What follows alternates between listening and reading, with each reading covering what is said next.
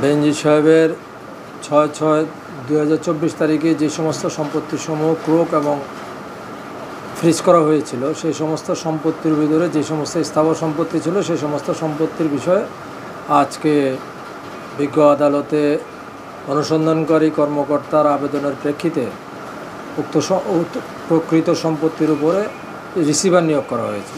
এর ভিতরে আছে ওনার রূপগঞ্জের 24 কাঠা জমি এবং উত্তরায় একটি প্লট এবং তার উপরে স্থাপনা এবং বাড্ডাতে রূপায়ণ মিলেনিয়াম নামীয় টাওয়ারে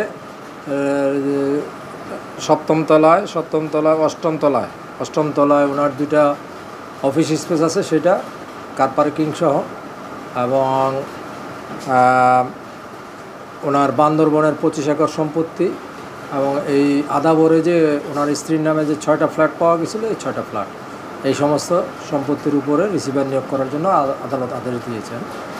এবং আমরা নিবেদন করেছি সেখানে যে ঢাকাতে যে সমস্ত সম্পত্তি আছে সেই সমস্ত সম্পত্তির বিষয়ে আমাদের পরিচালক সম্পদ ব্যবস্থাপনা ইউনিটকে রিসিভার নিয়োগ করার জন্য আর বান্দরবনের সম্পত্তির বিষয়ে জেলা প্রশাসককে রিসিভার নিয়োগের জন্য আবেদন জানিয়েছি। এখন আদালত যা আদেশ দেয় সেই অনুযায়ী রিসিভার নিয়োগ হবে।